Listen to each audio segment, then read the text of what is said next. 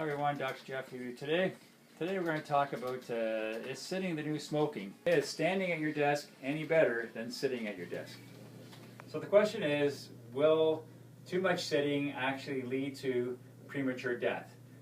There's a lot of research going on in this area right now since the big words came out that sitting is non-smoking, and the literature is kind of still up in the air. There are some conclusions they've come to. One conclusion is when you do sit, the one thing you have to watch when you sit is you have to watch your posture, because a lot of people will sit and they'll actually lean forward and they alter their posture. This leads to mechanical low back pain and neck pain.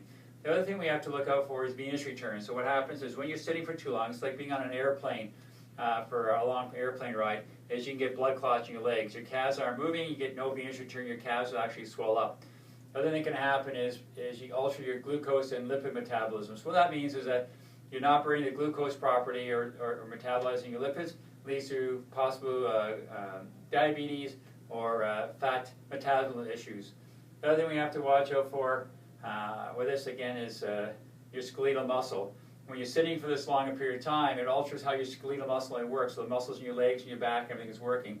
So when you actually get up and you actually start doing things, what can happen is that muscle then is not going to function properly, and it can also lead to injury.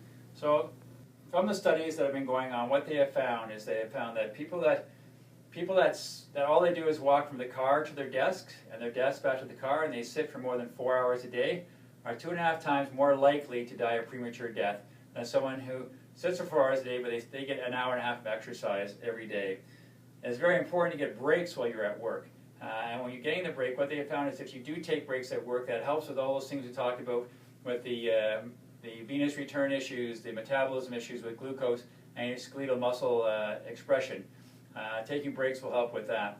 The other thing I found is that light activity during those breaks is very important. So getting out in light activity would be such as walking to the water cooler, walking up and down one flight of stairs would do that. As far as what their statements kind of come out with, well, they do say that if you are sitting versus standing, you should be standing 3 times as long as you're sitting. So a 3-to-1 ratio versus standing versus sitting at the desk. 2 to 4 hours of light exercise per day.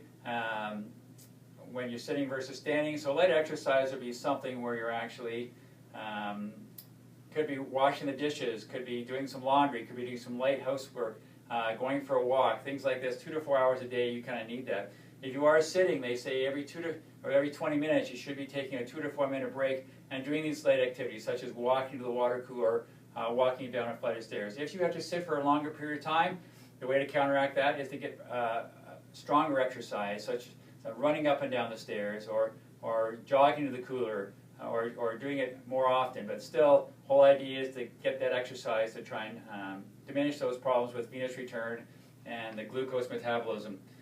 Right? You need to aim to get about 30 met hours of exercise a day. And a met hour of exercise is kind of hard to determine, but to give you an idea, walking slowly gives you 2 mets per hour. Walking briskly, such as 5 to 6 kilometers an hour, will give you 4 mets. Playing tennis for an hour will give you 8 mets. Running at a 10-kilometer pace for an hour will give you 10 mets. And it's a cumulative thing. It happens for the whole day. It's not just at one time. So doing your housework in the morning, going for a walk at lunch, exercising in the gym, all these things will add up into your met hours per day. So you need to get about 10 met hours per day of exercise. And the type of chair you're sitting in has also been found to be very important. Chairs that actually move, where actually sitting, you can actually move back and forth with your calves. That actually helps those calves and actually pumps the blood. Chairs that just sit and do nothing, those are the worst ones because you're not going to get any help from pushing and using your calves and your skeletal muscle to help with your venous return and your metabolic rates. So that's some ideas that you can help improve yourself as far as your sitting and your standing postures. If you have any questions, you can always email me at jgoldsworth@goldsworthwellness.com. You can reply to me on Facebook. I'm Dr. Jeff, and I'm worried about your sitting.